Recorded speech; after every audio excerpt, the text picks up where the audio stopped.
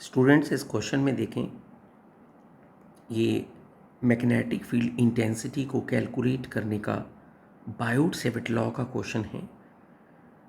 इसमें a wire of infinite length is carrying current I is as shown in the figure. All vertical parts are equally spaced हैं. You have to find out the magnetic field intensity at O. अब जरा इस question को अगर आप ध्यान से analysis करें तो आपको इस क्वेश्चन में एक डिस्टेंस गिवन है हर पार्ट का और ये इक्वली स्पेस्ड है। आपको ऑब्जर्वेशन के लिए यहाँ पर एंगल गिवन है जो ईच पार्ट सबटेंड कर रहा है एट ओ।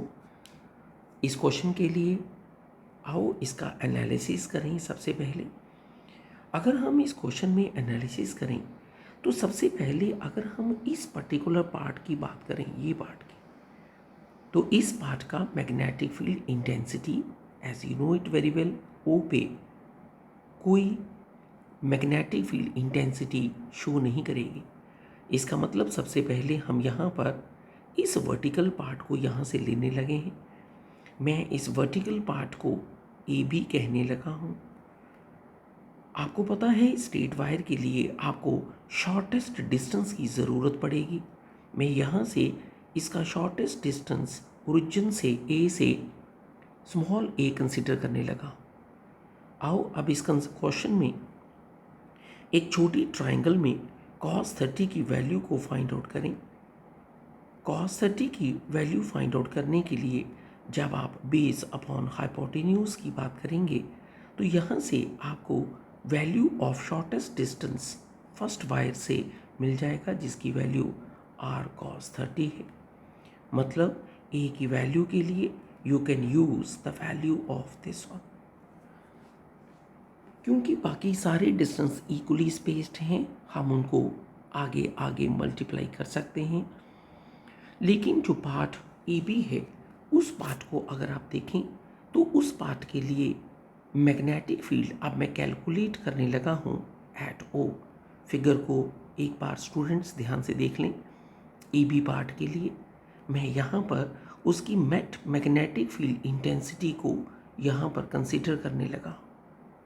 ये पार्ट ए बी के लिए है। I will use the value mu naught by 4 pi I divided by shortest distance, और आपको शॉर्टेस्ट डिस्टेंस फाइंड आउट कर लिया है and this is sine phi 1 plus sine phi 2।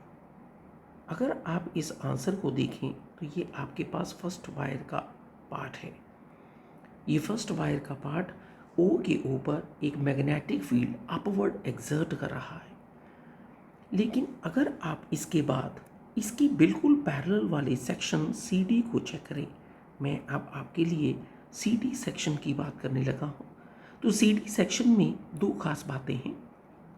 एक तो उसका डिस्टेंस आपसे डबल है, दूसरी बात करंट की डायरेक्शन ऑपोजिट हो चुकी है। ए बी में वही करंट जो ए से बी जा रहा था अब वो सी से डी जा रहा है। करंट की डायरेक्शन बदलते ही ये मैग्नेटिक फील्ड ऑपोजिट डायरेक्शन में डेवलप होगा। मतलब जो magnetic field second part create करेगा जिसकी वैल्यू को तो मैं लिख रहा हूँ, करंट को लिख रहा हूँ। आप देख सकते हैं मैं शॉर्टेस्ट डिस्टेंस को भी स्ट्रेट वे लिख रहा हूँ, लेकिन आप समझ गए होंगे ये शॉर्टेस्ट डिस्टेंस ट्वाइस है, डबल है। और एक चीज़ और ध्यान दें, ये पार्ट भी सेम एंगल एक्सर्ट कर रहा है एट ओ। बट इस पार्ट अगर आप ध्यान दें तो इस पार्ट के करंट की डायरेक्शन ऑपोजिट होने के कारण वो magnetic field first magnetic field में ऐड नहीं सब्ट्रैक्ट हो। अगर आप थर्ड पार्ट को फिर एक बार चेक करें तो मैं थर्ड पार्ट के लिए फिर आ रहा हूँ। ये है आपके पास थर्ड पार्ट। ये आपके पास जो पार्ट है अगर आप देखें तो इसका भी ओ के ऊपर सबटेंडेड एंगल सेम है, बस डिस्टेंस बढ़ गया है। मैं इस सेक्शन को ई एंड एफ कह रहा हूँ। करंट आपके पास ई एफ सेक्शन में सेम है जो ए बी सेक्शन का है। करंट की डायरेक्शन सेम है। आपको magnetic field A B section वाला फिर मिल जाएगा जो कि फिर ऐड होगा और ये है मेरे पास वो वैल्यू सेम करंट के लिए। शॉर्टेस्ट डिस्टेंस हमारे पास इक्वली स्पेस्ड होने के कारण अब हमारे पास एक पार्ट और बढ़ गया है।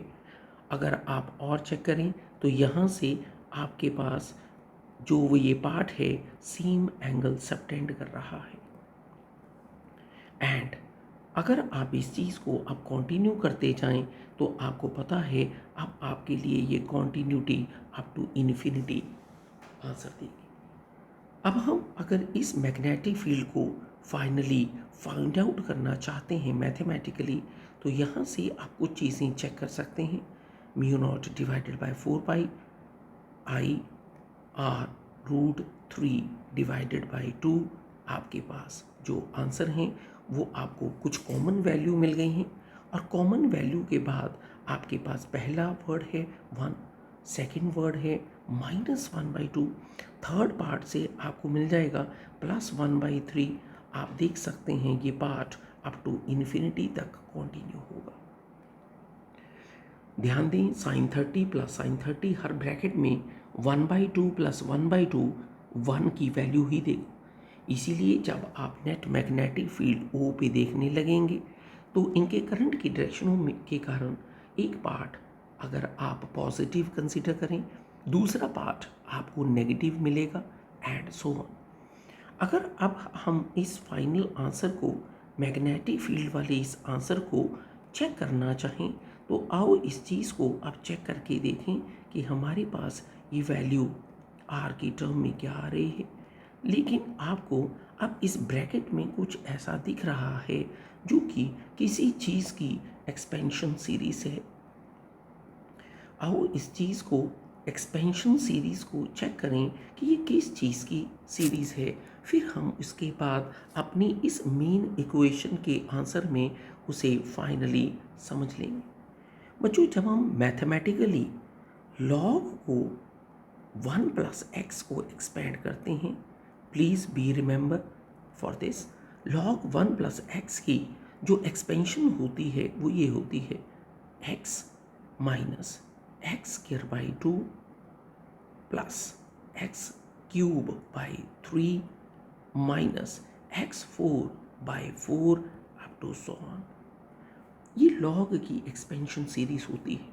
आपको इस एक्सपेंशन सीरीज का बिल्कुल ध्यान होना चाहिए। मैं इस सारी सीरीज में x को 1 भर के दिखाने लगा। अगर हम इस सीरीज में x को 1 भरें तो आपको पता है आपको कोई टर्म यहाँ से x को 1 भरते शायद दिख जाए। और अगर आप इसे देखें तो क्या ये सीरीज आपको इक्वेशन नंबर 1 में दिख रही है? ये पार्ट बहुत क्लियरली आपको इंडिकेट कर रहा है कि अगर आप इस मैथमेटिकल कंसेप्ट को बड़ी ध्यान से देखें ताकि हम इक्वेशन को डेकोरेट कर सकें तो क्या ये log 2 बेस e की कहानी तो नहीं जिसका नाम 1 - 1/2 प्लस 1/3 माइनस 1/4 और अप टू इन्फिनिटी है। सो आप सभी को इस क्वेश्चन के ऊपर ये बात देख लेनी चाहिए कि इस पर्टिकुलर एक्सपेंशन सीरीज़ का हमारी इक्वेशन नंबर 1 में एक रोल प्ले हो रहा है। सो बैक टू हमारी इक्वेशन नंबर 1 ताकि हम अपने आंसर को अब फिनिश कर सकें। तो बी के इस आंसर में मैं इसे यूज़ करने लगा हूँ इक्वेशन नंबर 1 में दोबारा। ये है आपके पास μ0 डिवाइडेड बाय 4 पाई, ये है आपके पास 2i divided by r root 3 जो आपके पास आंसर हैं और जो आपकी एक्सपेंशन सीरीज़ है जिसकी एक्सप्लेनेशन मैंने टोटली आपको बोल दी है, ये है log 2 बेस e। तो कभी भी आपको ये लॉगरिथमिक सीरीज़ कभी दिख जाए तो इसको यूज़ करने का तरीका ज़रूर देखें। यहाँ से अगर आप इस क्वेश्चन को काट सकते हैं तो अपने फाइनल आंसर को अब फाइनली लिखा जा सकता है और ये फाइनल आंसर जो है वो है μ0, ये है i, ये है 2 पाई r रूट 3 और आपको मिल जाएगी log 2 बेस e की वैल्यू। और फिगर के अकॉर्डिंगली आपके पास ये नेट मैग्नेटिक फील्ड इंटेंसिटी है। और अगर आपने इसे चेक कर लिया होगा तो ये नेट मैग्नेटिक फील्ड इंटेंसिटी जो यहाँ पर आई है ये आउट टू द पेज है। अगर आप इसके डायरेक्शन को चेक कर लें with right hand rule, out of page, और आप इसे शो भी कर सकते हैं और आप इसके साथ ये वाला नोटेशन भी यूज़ कर सकते हैं। Thank you.